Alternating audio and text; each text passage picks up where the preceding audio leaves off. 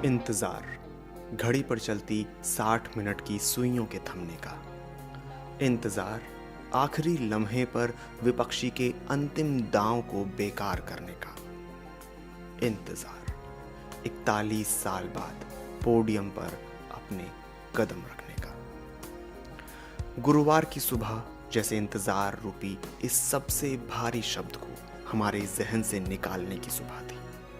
एक ऐसी सुबह जिसका ख्वाब देखते देखते कई पीढ़ियां बीत गईं। मैच की अंतिम सीटी बजने पर स्कोर बोर्ड पर भारत के पक्ष में चमकते 5-4 के अंक इस संघर्ष रूपी सफर की पूरी कहानी बयां कर रहे थे। भारतीय हॉकी की जो कहानियां हमें परिकथाओं सी लगने लगी थीं, आज का स्कोर बोर्ड हमें उन परिकथाओं पर यकीन दिलाने की कोशिश कर रहा था। आज की सुबह एक नई विजयी गाथा बनाने की सुबह थी। जर्मनी की तेज तर्रार अटैकिंग टीम के सामने भारत के जो लड़के खड़े थे, उनके कंधों पर सिर्फ ये मैच जीतने का भार नहीं था, उन पर नजरें थीं उन पूर्वजों की जो मैदान और सिस्टम से लड़ते लड़ते कई बार हार चुके थे। शायद ये दबाव भी था कि शुरुआती लम्हों में नीली जर्सी संभल ही ना पाई और मुकाबले में पिछड़ने लगी। लगने लगा कि फिर वही कहानी दोहराई जाएगी, जहां नतीजे के रूप में हार रूपी कटु शब्द हमें हासिल होगा। लेकिन हमने कहा ना, ये सुबह इंतजार के बादलों को हटाने की सुबह थी। हम मॉस्को से निकलकर आज टोक्यो में खड़े थे। 41 साल लग गए थे इस टीम को एक पोडियम से दूसरे पोडियम पर चढ़ने के लिए।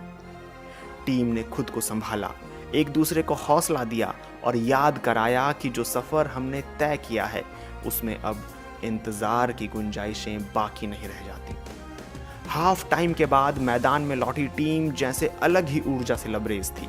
उन्होंने अपनी गति और स्टिक को इतना तेज कर दिया था कि विपक्षी भौचक्के से होकर बस देखते ही जा रहे थे। यूं लग रहा था मानो वो भी भारतीय हॉकी की परंपरागत शैली का एक हिस्सा बनने के लिए तैयार हो रहे हों।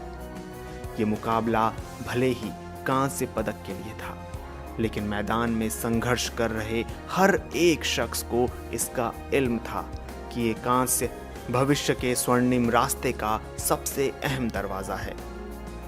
सालों के इंतजार और लंबे संघर्ष के बाद जब टीम का हर एक खिलाड़ी पोडियम पर खड़े होकर तिरंगे को ऊपर उठते देखेगा, तो उन्हें अपने जहन में वो सबसे भारी शब्द आज भी याद रखना होगा। इंतजार, जो दोबारा 41 साल जितना लंबा ना हो और पोडियम पर तिरंगा राष्ट्रगान की धुन के साथ ऊपर जा रहा हो।